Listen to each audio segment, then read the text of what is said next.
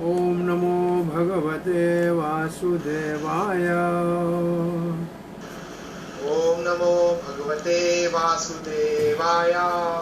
ओम नमो भगवते वासुदेवाय। ओम नमो भगवते वासुदेवाय। ओम नमो भगवते वासुदेवाय। ओम नमो भगवते वासुदेवाय। नारायणं नमस्कृत्यं नरं चैव नरोत्तमं देवीं सरस्वतीं व्यासं ततो जयमुदीरये। नष्टप्रायेषु भद्रेषु नित्यं भागवत सेवया भगवती उत्तमश्लोकिर्भक्तिर्भवती नैष्टिकी।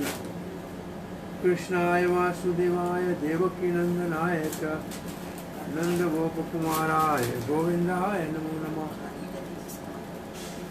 जय श्री कृष्ण चैतन्य प्रभु नित्यानंद श्री अद्वैत गदाधर शिवासादि गौर भक्त वृंद।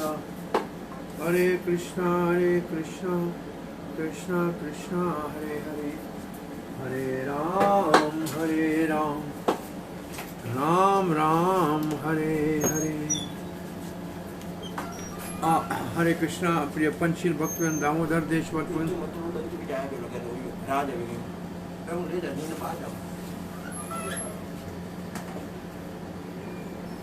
दामोदर देश भक्तवृंद फेसबुक के भाग्यशाली भक्तों, आप सबका हार्दिक स्वागत है। आज श्रीमद् भागवत की वंदनाओं में, जहाँ हम दसम स्कंद के दूसरे अध्याय में देवता जो भगवान श्री कृष्ण के प्रकटे से पहले गर्भ स्तुति कर रहे हैं, उसमें 34वां श्लोक हम कल पढ़ रहे थे। सत्वं विशुद्धं श्रिय भवान स्थितो शरीराम श्रेय उपायनम वपुः वेद क्रिया योग तपस्समाधि भी त्वारणम येन जनः समिते। देवता कहते हैं कि भगवान, आप जब विशुद्ध सत्व में सृष्टि के पालन के लिए प्रकट होते हैं, तो ये जो शरीरधारी सारे हैं ना, उनका श्रेय करते हैं, भला करते हैं, उसके लिए अच्छा उपाय निकालता है। कौन? आपका ये वपु, जो आपका शरीर है जिसमें आप आते हो, जो विशुद्ध सत्व का है, वो सारे शरीरधारियों का, जीवों का कल्याण करता है। क्यों? बोला, वेद ब्रह्मचारियों को वेद पढ़ने का शिक्षा देता है, ग्रहचारियों से गृहस्थों को क्रिया योग कराता है, वानप्रस्थों को तप का शिक्षा देता है, और सन्यासियों को समाधि की शिक्षा देता है।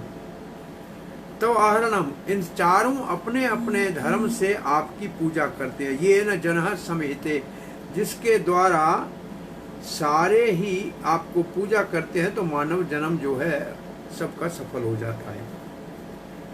तो भगवान जब सृष्टि के पालन के कार्य के लिए आप बहुत नाना प्रकार के अवतारों में प्रकट होते हैं, तो आपका जो दिव्य विग्रह होता है, शरीर होता है, रूप होता है, वपु होता है, वो प्रकृति के तीनों गुणों से परे होता है, वो विशुद्ध सत्व में होता है।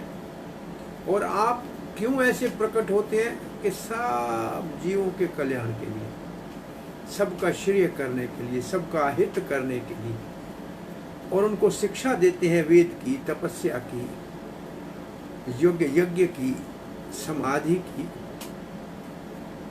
और आपके ध्यान में वो लगे रहें। और इसलिए वेद के द्वारा जो भी पूजा की जाती है, वो आपको पूजने के लिए है। कौन? किस आपको? जो आप जिस रूप में प्रकट होते हैं, वही पता लगता है कि आपका ये स्वरूप है, तो आपको पूजा आपकी करते हैं।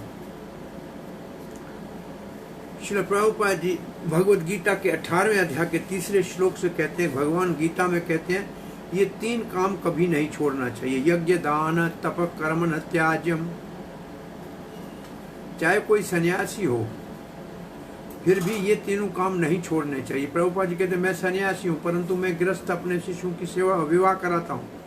लोग कहते हैं सन्यासी विवाह क्यों कराते? क्योंकि लिखा है गीता में कि यज्ञ का कर्म नहीं छोड़ना चाहिए। तो ये विवाह यज्ञ है, और ये तीनों जो कार्य हैं, यज्ञ दान तपच्चैव पावनानि मनीषिणी नाम, जो बहुत बड़े मनीषिणी मनीषील मुनि होते हैं, ऋषि होते हैं, उनको भी ये तीनों कार्य हैं, यज्ञ दान और तप। वैसे कहा जाए तो यज्ञ साधु के लिए है, दान गृहस्थी के लिए है, और तप जो है वानप्रस्थी सन्यासी के लिए है।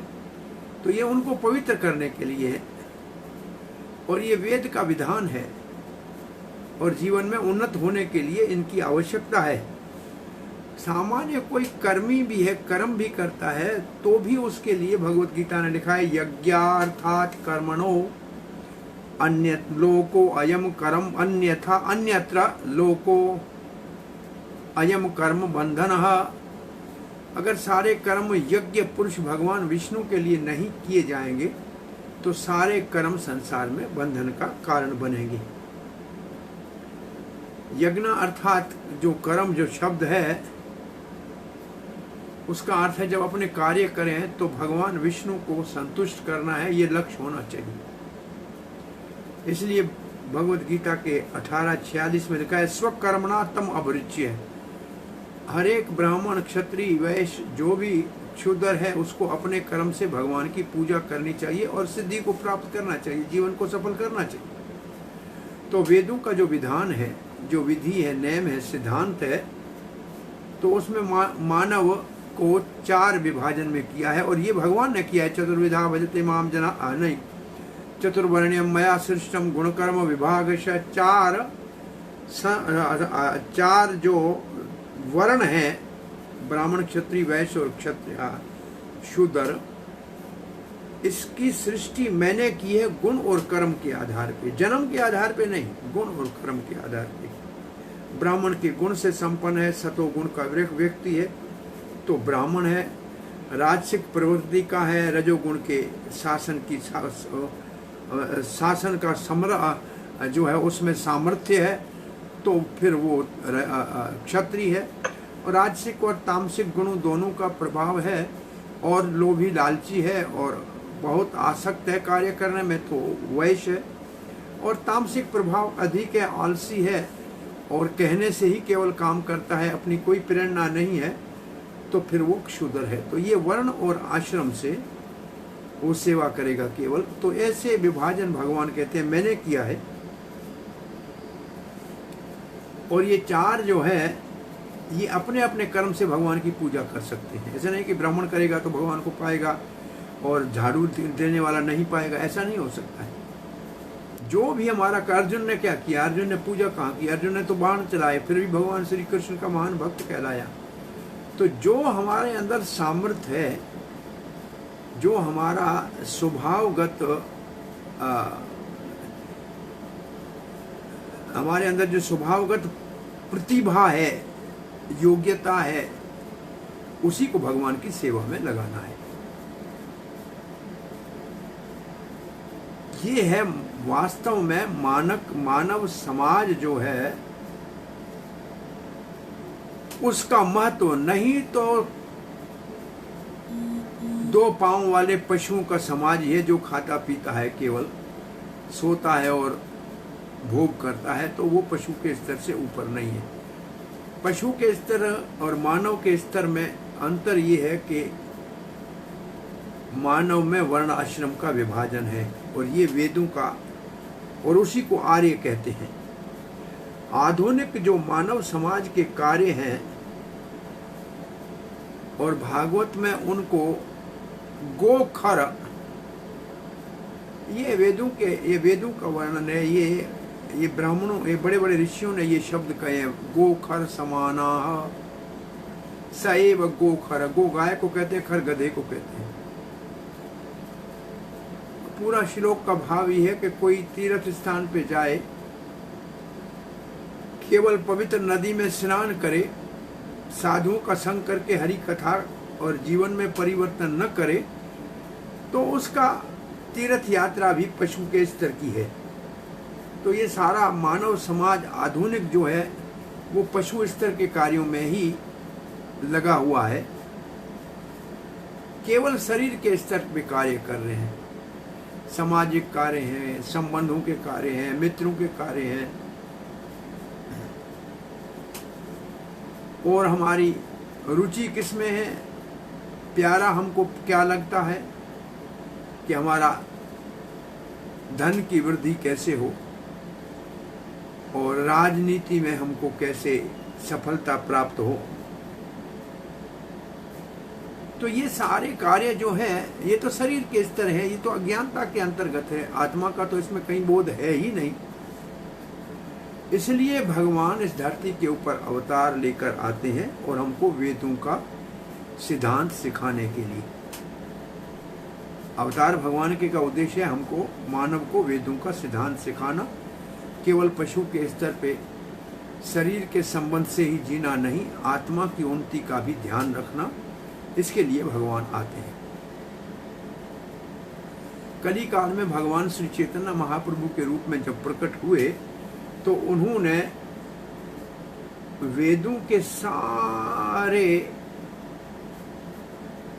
सिद्धांतों को बहुत नेम पूर्वक पालन करना कली काल के लोगों के लिए बहुत कठिन है, संभव नहीं है। देखा, सभी लोग न उतने पवित्र हैं, न उनमें उतना साधना है, न सामर्थ्य है, न तपस्या है। तो उन्होंने शास्त्रों का सार एक ही रास्ता बताया जो सबका कल्याण कली काल में कर सकता है। हरिहर नाम हरिहर नाम हरिहर नाम एव क्या केवलम कलौ नास्तेव नास्तेव नास्तेव कतिरनंथा अन्यथा। ये पुराण का मंत्र है जो चैतन्य चैतन्य की आदि लीला में 17वें अध्याय के 21वें श्लोक में है। कली काल में और कोई रास्ता नहीं है, और कोई रास्ता नहीं है, और कोई रास्ता नहीं है। 3 बार कहा। पहला बार कहा ज्ञान से भगवान की प्राप्ति कली काल में होना मुश्किल है। दूसरी बार कहा कि ध्यान से भी संभव नहीं। त्रेता युग, सत्य युग में ध्यान से भगवान को पाया जाता था, वो अब संभव नहीं है। त्रेता युग में यज्ञ से पाया जाता था, वो भी संभव नहीं है। द्वापुर में बहुत बड़े भगवान के मंदिरों का अर्चन पूजन होता था, वो भी संभव नहीं है। तो तीनों संभव नहीं है। और कर्म ज्ञान ध्यान ये कुछ भी लाभ नहीं देंगे कली काल में। तीनों का निषेध किया है। नास्ति नास्ति नास्ति 3 बार का, और 3 बार का है। एक केवल हरि का नाम हरि का नाम हरि का नाम। इसका मतलब यही एकमात्र रास्ता है। काय के लिए? गति अन्यथा। गति का मतलब अपने लक्ष्य को प्राप्त करने के लिए, अपनी मंजिल पे पहुंचने के लिए, मानवता के मूल उद्देश्य को प्राप्त करने के लिए। और गति का दूसरा अर्थ है बहुत जल्दी से अपने लक्ष्य तक पहुंचने के लिए। एक ही मात्र यही रास्ता है। और प्रभुपाद जी कहते हैं हमारा कृष्ण भावना आंदोलन जो है वो सामान्य लोगों को केवल एक ही बात कह रहा है कि हरे कृष्ण मंत्र का जप करो। और इसका प्रभाव सब जगहों पे और सब समय देखा जा रहा है। आज भी देखा जा रहा है, हर देश में देखा जा रहा है, केवल भारत में नहीं, भारत से बाहर भी देखा जा रहा है। तो ये प्रमाणिक, इसको हमारी भाषा में हम कहते हैं ये कलयुग की करेंसी है। जैसे नोट जो हमारे पास है, जैसे भारत का मुद्रा है कि 2000 का है कि 500 का है या 200 का है।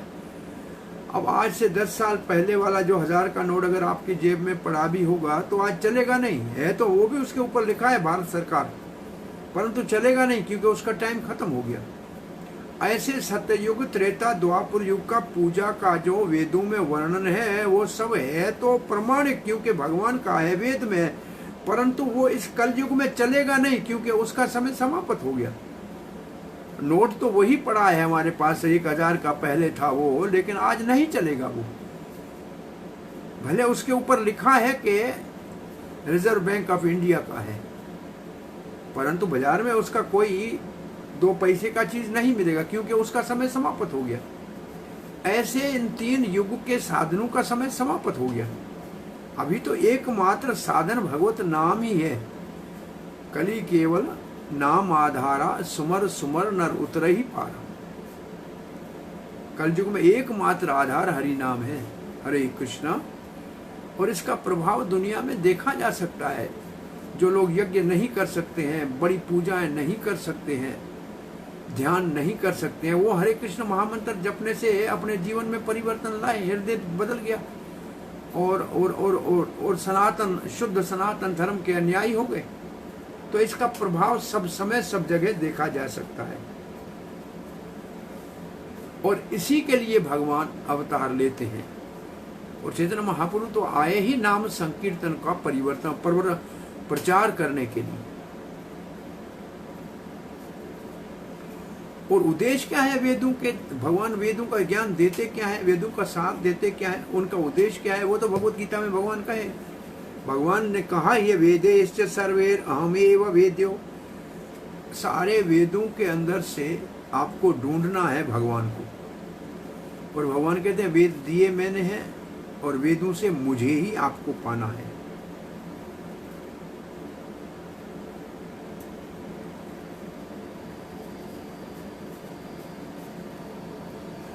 और अब प्रभुपाद इस श्लोक के ऊपर आ रहे हैं कि जब भगवान श्री कृष्ण प्रकट हुए थे या भगवान श्री कृष्ण चैतन्य प्रकट हुए तो उनका जो शरीर था, उनका जो विग्रह था, जो उनका रूप था, वो शुद्ध सत्व का था। उसमें हाड़ मांस चाम, ये खून रक्त पीप ये कुछ भी नहीं था। वो सच्चिदानंद, जैसे हमारा आत्मा सच्चिदानंद है, ऐसे भगवान का वो स्वरूप सच्चिदानंद था। और भगवान श्री कृष्ण चैतन्य महाप्रभु, उनके अवतार का उद्देश्य केवल एकमात्र था, मानव मात्र का हित करना, कल्याण करना, श्रेय करना, भला करना, उनके मानव जन्म के लक्ष्य को प्राप्त करने का, पूरे मानव समाज का और सभ्यता का और उद्धार करना, यही उनका एकमात्र उद्देश्य था। और ये उनकी अहितु की कृपा थी। और ऐसे भगवान हर युग में अवतार लेते हैं। और जब अवतार लेते हैं भगवान जब ऐसे हर युग में, तो अपने विशुद्ध सत्व में ही उनका विग्रह होता है। और उसका उद्देश्य मानव समाज को, ये जो हमारी सभ्यता है, सिविलाइजेशन है, उसको आध्यात्मिक स्तर के ऊपर लाना, यही वास्तविक लाभ है मानवता का। परंतु दुर्भाग्य से आधुनिक राजनीतिक नेता बहुत ज्यादा बल देते हैं कि जीवन में ही सुख सुविधाएं चाहिए। इसके लिए भागवत का श्लोक है, यस्यात्म बुद्धि कुणपेत धातुके। ये श्लोक भी उसी, जहाँ गोखर है उसी स्थान का ये श्लोक है। और उसी श्लोक का ये दूसरा भाग है। जो केवल इस शरीर को समझता है कि हाड़ मांस का जो ये शरीर है, ये 3 धातु, इसमें पित्त वात कफ है, बस इसी को जानता है और इसी से उत्पन्न हुए संतान को और जहाँ जन्म लिया है उस जगह को ही सब कुछ मानता है। और तीर्थ में जाता है, केवल स्नान करके लौट के आता है। अब प्रभुपाद जी कहते हैं वो केवल गोखर है। ये इज्म है, वो इज्म है, ये हमारा, ये हम जो है मानव सेवा का काम करते हैं और हम जो है समाज सेवा का काम करते हैं, हम जो है ह्यूमन राइट्स का काम करते हैं और ह्यूमन राइट्स की रक्षा करते हैं। हम तो पशुओं का सुरक्षा चाहते हैं। कुत्ते को छोटी सी जंजीर में क्यों बांधा है और नाश्ते के ऊपर गाय के बछड़े का मांस खाते हो? कौन से पशु की तुम हित खाते? कुत्ते के हित के लिए हो। तो ये जो सारा वातावरण है, ये जितनी भी शारीरिक स्तर के ऊपर संस्थाएं हैं, वो केवल नाम में अच्छी लगती हैं। वो पुष्प के वचन है, लेकिन उसका सार कुछ नहीं है। वो सारे पशु के स्तर के कार्य हैं, गोखर समाना। इसलिए भगवत गीता से हमको सब कुछ समझना चाहिए कि मानव को अपने जीवन का लक्ष्य क्या बनाना चाहिए और किस विधि से जीना चाहिए और कलयुग में सुखी होने का साधन क्या है। चक्रवर्ती पाद लिखते हैं 29वां श्लोक जो इसी अध्याय का था, क्योंकि 26 श्लोक से प्रार्थना शुरू हुई है। 19वें श्लोक में भगवान का रूप शुद्ध है ये तो बताया गया है। जब भगवान चराचर जगत में प्रकट होते हैं तो अपने शुद्ध रूप में आते हैं। और क्यों आते हैं? कि भक्तों की सहायता करने के लिए आते हैं, परित्राणाय साधुना। और 30 से 33 श्लोक तक शुद्ध भक्ति का वर्णन किया गया। और 32वें श्लोक में भगवान के चरणों में आसक्ति करने के लिए प्रेरणा दी गई। और जो ऐसे करता है उसको मुक्ति तो मुफ्त में मिलता है, परंतु भगवान की प्रेम भक्ति मिलती है। तो ये जो श्लोक कहा जा रहा है, जो अब 34वां हम कह रहे हैं, इसमें भगवान के अवतार का मुख्य उद्देश्य भक्ति को स्थापित करना है, ये कहा जा रहा है। तो चक्रवर्ती पाद 29 से लेके 34 श्लोक तक जो सारांश है उसके आधार पे ये कह रहे हैं कि भगवान के अवतार का एकमात्र उद्देश्य भक्ति को स्थापित करना है, क्योंकि वही मानवता का एकमात्र वास्तविक हित करने वाला साधन है। आगे लिखते हैं, इस श्लोक का भाव लिखा है और 4 वर्णों के लिए 4 चीजें लिखी है। योग का अभ्यास, वेद करेगा ब्रह्मचारी, और यज्ञ क्रिया करेगा गृहस्थ, तपस्या करेगा वानप्रस्थी, समाधि लगाएगा सन्यासी। और इन कामों से वो भगवान का अहर्णम पूजा करेंगे और फिर सबका कल्याण हो जाएगा। इन सब के कल्याण के लिए जो मुख्य एकमात्र केंद्र बिंदु है वो है आपका अवतार, और आपके अवतार में आपके विग्रह का, आपके वपु का, आपके स्वरूप का, आपके रूप का, आपके वो जो शरीर होता है उसकी अध्यात्मकता को जब तक नहीं मानेंगे तब तक सिद्धि को प्राप्त नहीं करेंगे। श्री जीव गोस्वामी पाद लिखते हैं, श्रीमद् भागवत के 3 स्कंद के 9वें अध्याय के 3 श्लोक में लिखा है, भगवान आपका जो स्वरूप है सब कारणों का आदि कारण है, और आपका शरीर विशुद्ध सत्व का होता है। जब संसार में आते हो, विशुद्ध सत्व माया से परे है, वो भगवान की चित्त शक्ति, चित्त कहते हैं ज्ञान को, भगवान की चित्त शक्ति का विलास है। और ये आपका इसी शक्ति से प्रकाशन हो आपका होता है। ये प्रकाश की शक्ति है जिसके द्वारा आप प्रकट होते हो। क्यों होते हो? इस संसार की रक्षा करने के लिए। आपके बहुत प्रकार के अवतार हैं, बहुत प्रकार के रूप धारण करते हो, समय समय के ऊपर जगत की रक्षा करते हो। उदाहरण अर्थ, वैसे हमारे पास 5 इंद्रियां हैं काम करने के लिए, परंतु हमको जब देखना होता है तो आंख का सहारा लेना पड़ेगा, सुनना होता है तो कान का सहारा लेना पड़ता है। जब आप इस धरती के ऊपर प्रकट होते हो संसार की रक्षा करने के लिए, तो आप जीवों को सुख देना चाहते हो, वेदों का विधान, ध्यान आदि सिखाकर। आपका जो ये स्वरूप है, ये बहुत बड़ा उपहार है, ये बड़ी आपकी दया है अनंत जीवों के ऊपर। ये बहुत बड़ा गिफ्ट है, उपहार है, और ये अति कृपा है आपकी अनंत जीवों के ऊपर, जिनके पुण्य कर्मों का फल मिलता है और जीवन का लक्ष्य भगवत प्रेम की प्राप्ति होती है। ये आपका रूप अवतार के समय का जो है वो उपहार भी है, वो आनंद भी है, और परम आनंद है। ऐसा बृहदारण्यक के उपनिषद में लिखा है, एतस्यैवानंद अस्या अन्यानि भूतानि मात्राम उपजीवन्ति।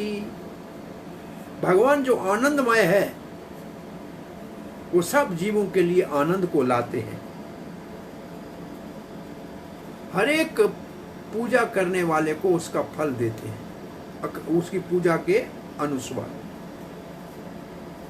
अपने धर्म के आधार से सब पूजा करते हैं। ब्राह्मण, क्षत्रिय, वैश्य हो या शूद्र हो, अपने अपने ब्रह्म से पूजा करता है। ब्रह्मचारी हो तो अपने अपने धर्म से पूजा करता है।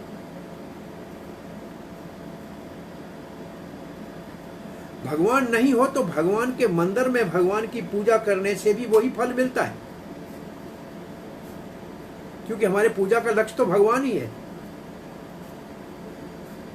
तो 4 आश्रमों में ब्रह्मचारी वेद के पाठ से, गृहस्था क्रिया योग से, वानप्रस्थ तपस्या से और सन्यासी समाधि से सीधा सम ईयते भगवान की पूजा कर सकता है।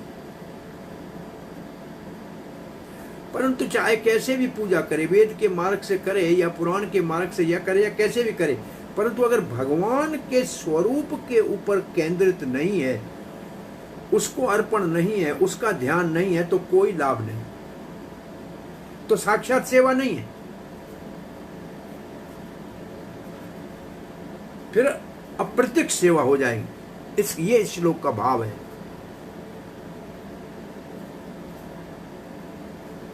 लेकिन चारों आश्रम इस प्रकार से सेवा करेंगे तो सिद्धि को प्राप्त करेंगे। इसलिए शरीरी नाम सारे जीवों के लिए सबसे उत्तम साधन है। श्रीधर स्वामी कहते हैं, भगवान के शरीर का ध्यान नहीं किया गया तो किसी भी योग का फल नहीं मिलेगा। और उसके लिए श्लोक लिखा है, स्वर्गापवर्गयोः पुंसां रसायां भुवि संपदां सर्वासामपि सिद्धीनां मूलं तच्चरणार्चनम्।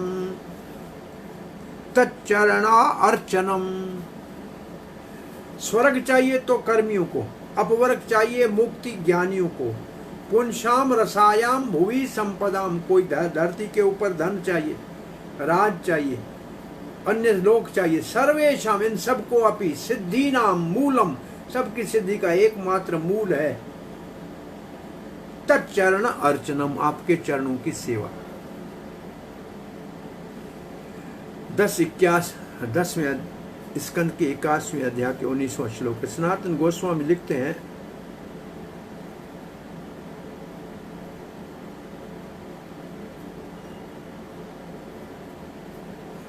आप अपने शुद्ध रूप में मानव मात्र के हित और रक्षा के लिए आते हैं, ये इस श्लोक का भाव है।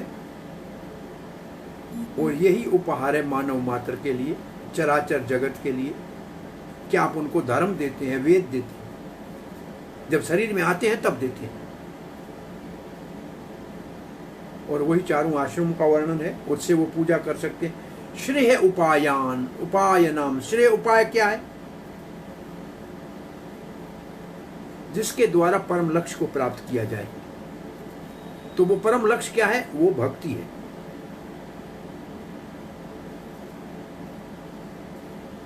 और आपके वपु की सेवा से ये चारों आश्रम भक्ति करके आपको प्राप्त कर सकते हैं। अब और क्या इसका अर्थ हो सकता है? और इसका अर्थ है,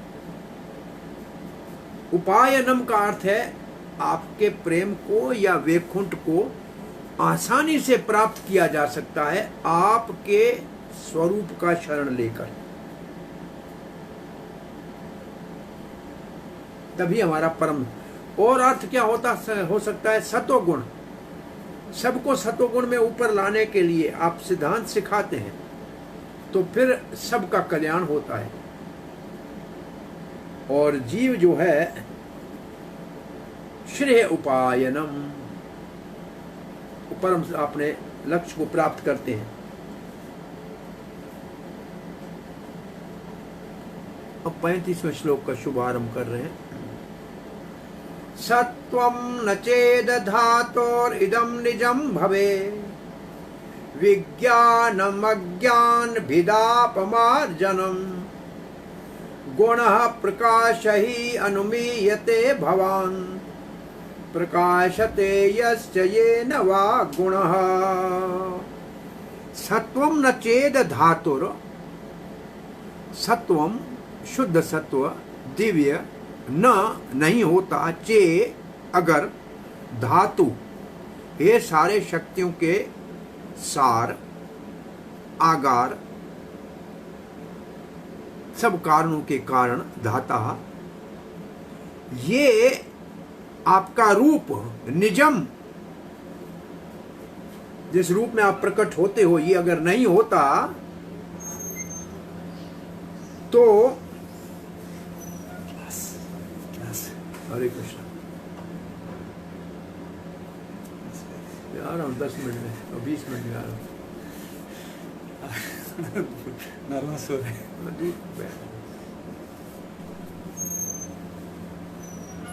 अगर ये ऐसा नहीं होता, ये कैसा है? विज्ञानम, ये अनुभूति नहीं होती तो अज्ञान भिदा मार्जनम, तो लोगों के अज्ञान का मार्जन कैसे होता? लोग आपके रूप में विषय में कई अपना विचार करते, पुराना भगवान है, पता नहीं बूढ़ा हो गया होगा, भगवान ऐसा होगा कि वैसा होगा, ये मनु कल्पना करते। ये अज्ञान का जो होता था उसका आप मार्जन कर देते हो, धो देते हो, टुकड़े टुकड़े करके नाश कर देते हो, क्योंकि आप तो साक्षात प्रकट हो गए, तो फिर किसी को विचार करने की जरूरत क्या है? देखा है, सामने खड़ा है, तो फिर। और ये देखिए कितनी बड़ी कृपा है भगवान के, इन अवतारों का वर्णन नहीं होता तो हम मंदिर में जाते हैं, सब जो विग्रह खड़े होते हैं उनको एक थोड़ी मानते हैं, कहते हैं ये राम जी का, सीताराम का विग्रह है, नहीं ये तो लक्ष्मी नारायण का विग्रह है, ये राधा कृष्ण का विग्रह, ऐसे क्यों अलग कहते हैं? सब एक है ऐसे क्यों नहीं कहते? क्योंकि भगवान इस रूप में प्रकट हुए हैं, इसलिए ये वारादेव है, ये मच्छा अवतार है, ये कच्छा अवतार है, ये नरसिंह देव है। ये अवतार नहीं होते तो ये हम कहां से अनुमान लगाते? गुण प्रकाश है अमूल्य है भवान, प्रकाशते यस्य चेन गुणः। हे भगवान, आप अकारणों के आदि कारण हो, धाता हो। अगर आप दिव्य शरीर में प्रकट नहीं होते और आपका दिव्य शरीर तीनों गुणों से परि नहीं होता तो कोई भी जो जड़ है और जो चेतन है उसके भेद को जान ही नहीं सकता, आपकी दिव्यता को नहीं जान सकता। आप जब आते हैं, आप उपस्थित रहते हैं, तो आपके दिव्य स्वभाव को भगवान लोग जान सकते हैं। और ये वो लोग ये भी जानते हैं कि ये प्रकृति पूरी कैसे आपके नियम में है, आप ईश्वर हैं, आप इसका संचालन करते हैं और सब देखते हैं। आपका जो दिव्य स्वभाव है उसको समझना बहुत मुश्किल है।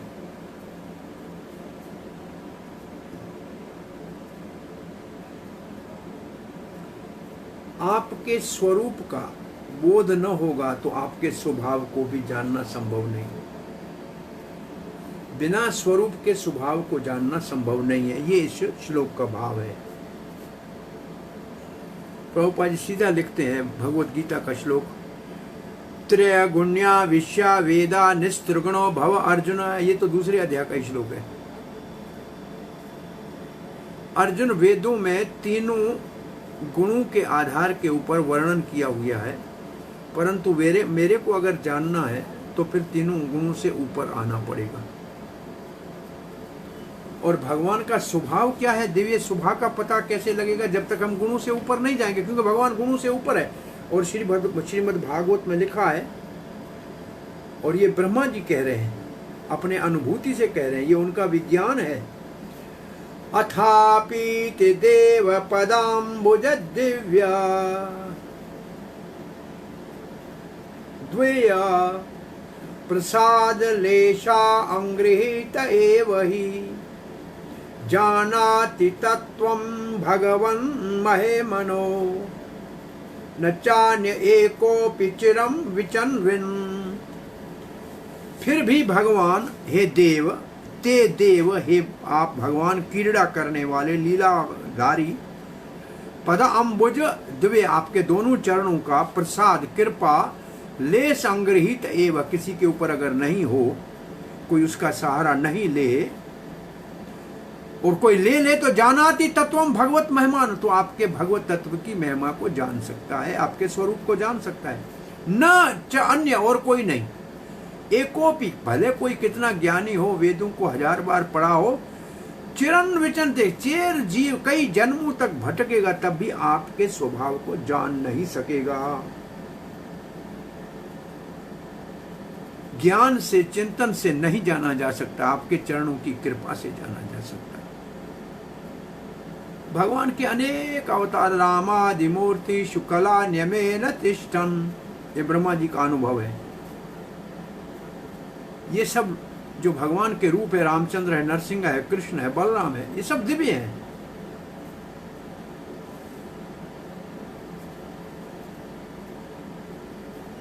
अगर ये दिव्य नहीं होते तो आज तक रामचंद्र को करोड़ों वर्ष हो गए। कितने रामचंद्र को कितने त्रेता युग में आए गए,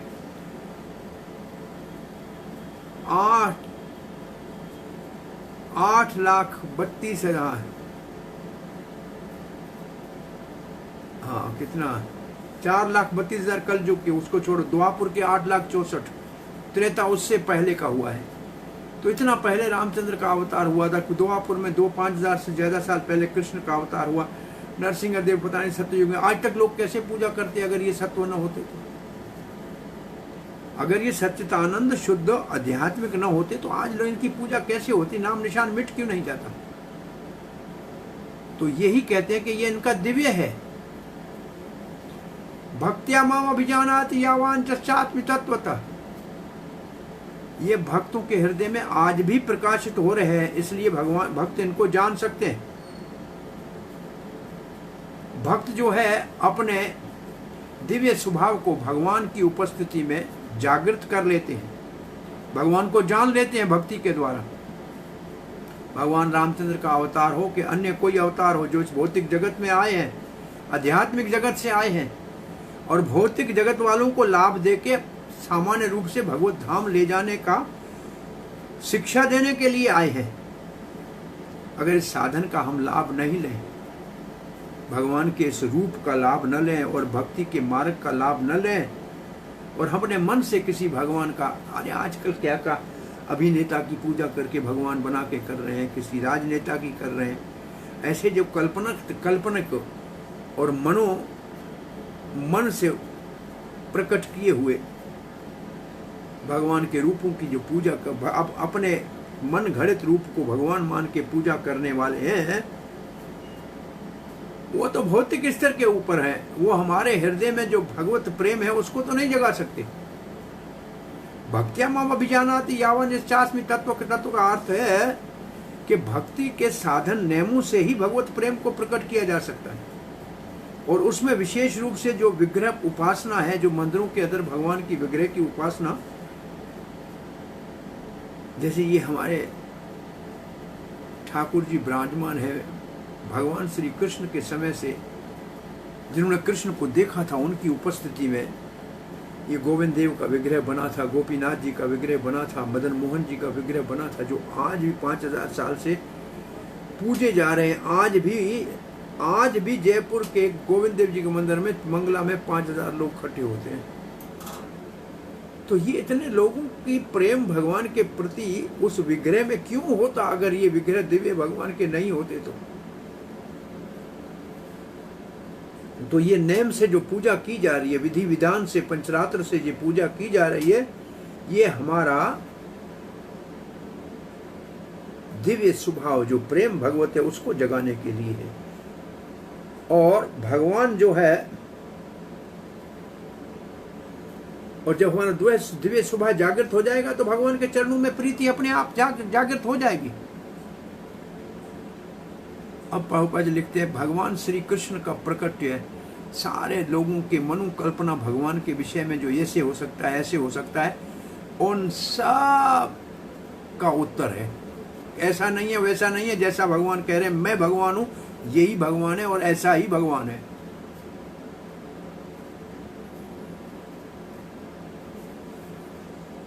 ब्रह्म संहिता में भगवान को कहा है पुरातन, बहुत पुराना है। तो लोग कहते हैं पुराना है तो बूढ़ा हो गया होगा, अब तो लाठी लेके चलता होगा। लेकिन फिर उसी ब्रह्म संहिता में दूसरी जगह पे लिखा हुआ है कि नव यौवनम च, वो तो हमेशा 15 साल 16 साल से बड़ा होता ही नहीं है, सबसे पुराना है, लेकिन सबसे सदा ही एक रस रहता है। तो ऐसा भी लिखा है कि वो सदा ही नव यौवन है। तो श्रीमद् भागवत में लिखा है विज्ञानम, अब इस श्लोक में लिखा है विज्ञानम अज्ञान विदा अपमार्जनम। विज्ञान का अर्थ है दिव्य ज्ञान, विज्ञान का अर्थ है अनुभव का ज्ञान, और ये अनुभव का ज्ञान जो है ना अवरोह पंथ से आता है। इसका मतलब ऊपर से नीचे आता है, गुरु परंपरा से आता है। भगवान का ज्ञान भगवान से परंपरा के माध्यम से आता है, और इस ज्ञान में विशेष ज्ञान से सामान्य ज्ञान की तरफ जाना होता है, और यही एकमात्र माध्यम है। संसार का जो हमारी जानकारी है, स्कूल कॉलेज यूनिवर्सिटी, वो अवरोह पंथ है, उसमें सामान्य से विशेष की तरफ जाने का है, तो उसमें कभी भी निर्णय पे पहुंचना संभव नहीं होता है।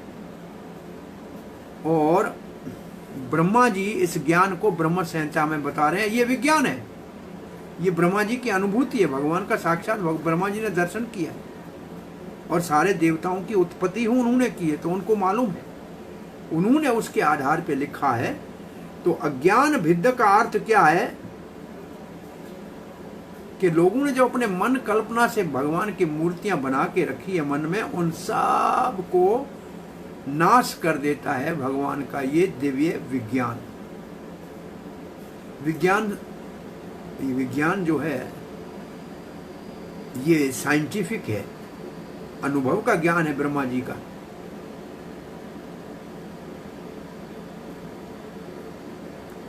कृष्ण के लिए ब्रह्म संहिता में जो लिखा है वो विज्ञान है, जिसको चैतन्य ब्रह्मा जी ने कहा है और श्री चैतन्य महाप्रभु ने स्वीकार किया है। कृष्ण, कृष्ण का बांसुरी, मुरली, वेणु, कृष्ण का श्याम रूप, कृष्ण के दिव्य कार्य, ये सब विज्ञान है, ये सब सत्य है, कोई कल्पना नहीं कर सकता है। एक बार यहाँ कृष्ण का हाथ में मोबाइल दे दिया तो बड़ा हल्ला हो गया कि ये कैसे कर रहे हो, जो ये मनमानी कर रहे हो, वैसे नहीं भगवान का जो है श्रृंगार होता है। आज तक नहीं बदला है, श्रृंगार की विधि नहीं बदली है, राजभोग की विधि नहीं बदली है, पूजा की विधि नहीं बदली है, ऐसे के ऐसे नेम से हो रही है। जहाँ बदलते हैं वहाँ कोई लाभ नहीं होता। इसलिए देवता यहाँ प्रार्थना कर रहे हैं, भगवान श्री कृष्ण अगर आप प्रकट नहीं होते तो अज्ञान भेद नहीं होता। लोग अपने मन माने जो भगवान बना के पूजा कर रहे हैं उनका भांडा नहीं खुलता, उनके सारे झूठों का पर्दा आपके अवतार से समाप्त हो जाता है, नाश हो जाएगा सब, और विज्ञान प्रकट हो जाएगा। ब्रह्मा जी जैसे उस विज्ञान को प्रकाशित करेंगे ब्रह्म संहिता के रूप में। तीनों प्रकृति के गुणों से प्रभावित मानव आपको कैसे जान सकता है, कैसे समझ सकता है?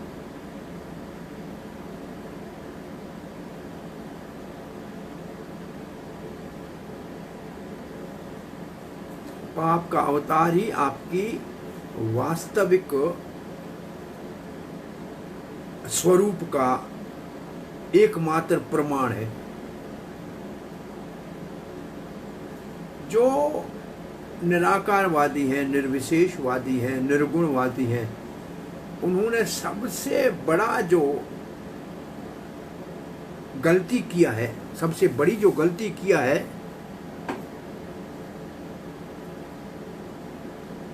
वो है कि भगवान जब अवतार लेता है तो भौतिक शरीर धारण करता है। ये उनका सबसे बड़ा लोगों को मूर्ख बनाने का, धोखा देने का एक ब्लंडर है। भगवान श्री कृष्ण नारायण ये जो अवतार है, ये भौतिक प्रकृति के शरीरों के विचार से बहुत परे है। ये विचार ही नहीं करना चाहिए। बड़े से बड़ा जो निराकार निर्विशेषवादी श्रीपाद शंकराचार्य, वो भी कहते हैं नारायण प्रकृति से परे है। गोविंदम भज गोविंदम भज गोविंदम भज गोविंदम मूढ़मति। गोविंद का भजन करो मूर्ख, अंत समय तुम्हारे को कुछ काम नहीं आएगा। और भागवत में भगवान के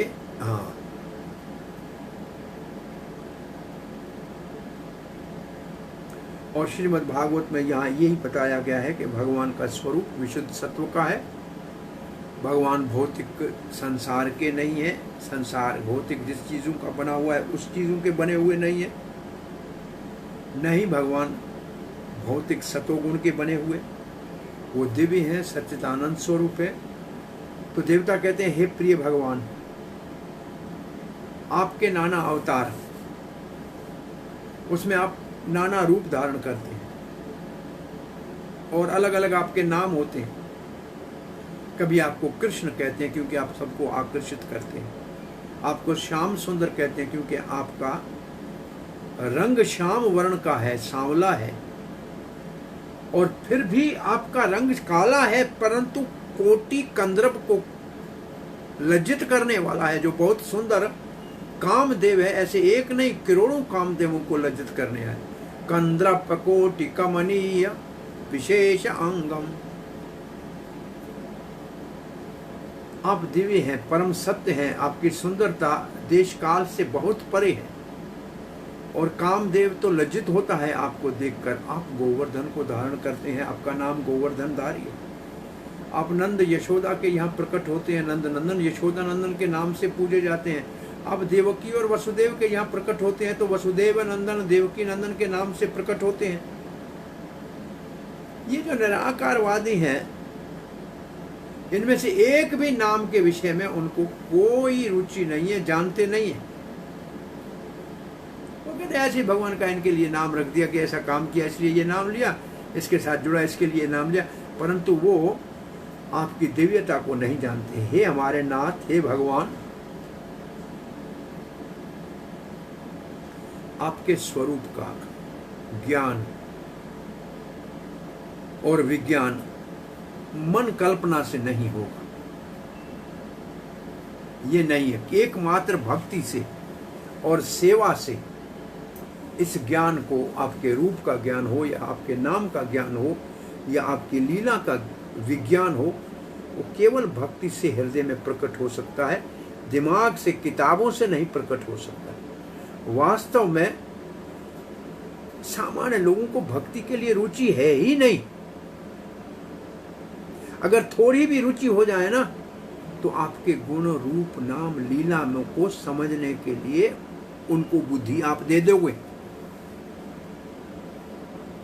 परंतु जो ऐसे सोचते रहते हैं अनादिकाल से अपना खंडन मंडन, ऐसे नहीं भगवान, ऐसे नहीं भगवान, नेति नेति नेति, ये नहीं है, ये नहीं है, वो लाखों करोड़ों साल प्रयास करते रहे, आपको नहीं जान सकते, वास्तव आपके स्वरूप को नहीं जान सकते। दूसरे शब्दों में, भगवान श्री कृष्ण अभक्तों के द्वारा जाना नहीं जा सकता। और 7:25 भगवत गीता में भगवान ने कहा है, ना हम प्रकाश सर्वस्व, मैं सबके सामने प्रकट ही नहीं होता हूँ, अपने आप को योग माया से ढक के रखता हूँ, घूंघट में बैठा होता हूँ, मेरे को कोई पहचानता ही नहीं है। भगवान श्री कृष्ण कुरुक्षेत्र की युद्ध भूमि में अर्जुन के सारथी के रूप में बैठे हुए थे। हर सब कुछ को देख रहे थे, पर उनको समझ कौन सका। भगवान करके उसको किसने समझा? ये बहुत बड़ा प्रश्न है। भगवान है, कोई नहीं उसको भगवान समझ सके और सबके सामने खड़े थे, समझा नहीं। फिर भी भगवान इतना शक्तिशाली था, इतना शुद्ध और पवित्र था कि जिन्होंने उनको देखा और शरीर छोड़ा और सब मुक्त हो गए और ब्रह्म ज्योति में चले गए, आध्यात्मिक जगत में चले गए। ये है भगवान की भगवता की महिमा। फिर भी मूर्ख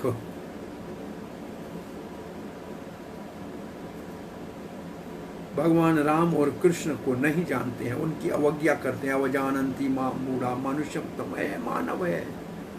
बड़ा चतुर था, बड़ा राजनीतिक था, लेकिन भगवान था ये नहीं मानेंगे। शरीर तो मानव का था, अंदर जो था वो ब्रह्म था। या कोई बड़े बड़े विद्वान हो, बड़े बड़े जानकारी प्राप्त की हो,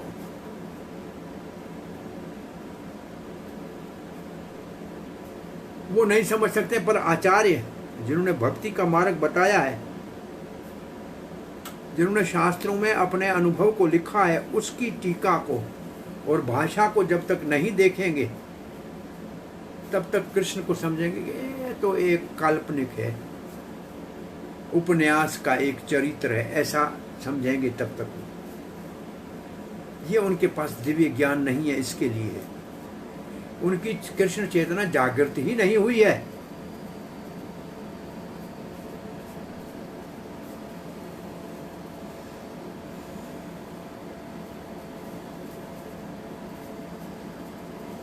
थोड़ा अगर बुद्धि हो तो सोचे, अगर कृष्ण और राम ऐसे कोई उपन्यास के चरित्र होते या काल के अंदर कोई बहुत बड़े महान व्यक्ति रहे होते, तो फिर श्रीधर स्वामी, रूप गोस्वामी, सनातन गोस्वामी, वीर राघव आचार्य, विजय ध्वज, वल्लभ आचार्य, ये इस कृष्ण के ऊपर इतना सारा साहित्य क्यों लिखते, इतना सारा समय इसके ऊपर क्यों गंवाते, भागवत के ऊपर।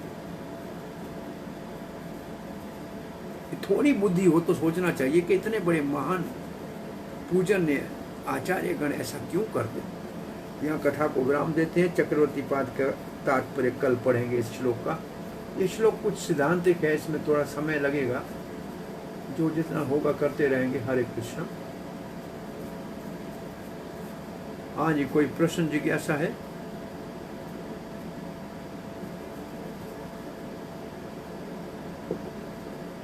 क्या समझा आज के सत्संग से? कोई दो व्यक्ति अपना राय दे कि आज आपने समझा क्या सत्संग से?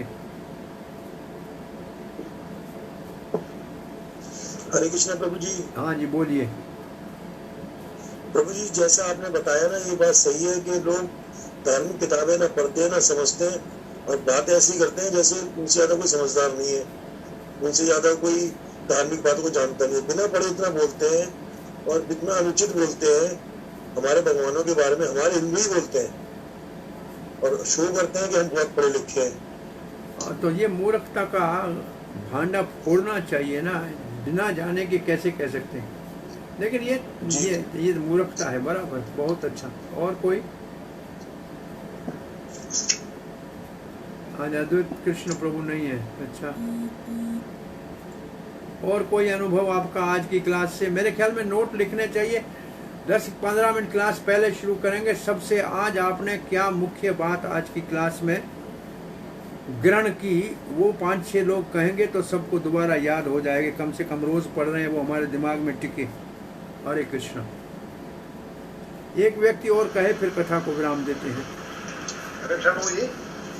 हाँ जी। एक ही बात है कि एक बड़ी अच्छी बात है कि जब इतने बड़े आचार्य जिन्होंने कि अपना पूरा लाइफ इसमें दे दिया, रूप गोस्वामी, सनातन गोस्वामी, जो कि इतने बड़े बड़े मंत्री थे, ट्रेजरर थे, तो हमें उनको फॉलो करना चाहिए। तो ये बात पे स्ट्रेस किया है कि भाई they have given their whole life, they were very opulent, they had all the riches। उसके बाद भी उन्होंने कृष्ण के बारे में समझा और लिखा। तो we have to follow acharyas, क्योंकि हमें अपना मेंटल स्पेकुलेशन नहीं लगाना चाहिए, अपना कोई इसमें आविष्कार या कोई ज़्यादा उसमें समय वेस्ट नहीं करके वी शुड फॉलो। हमें जो आचार्य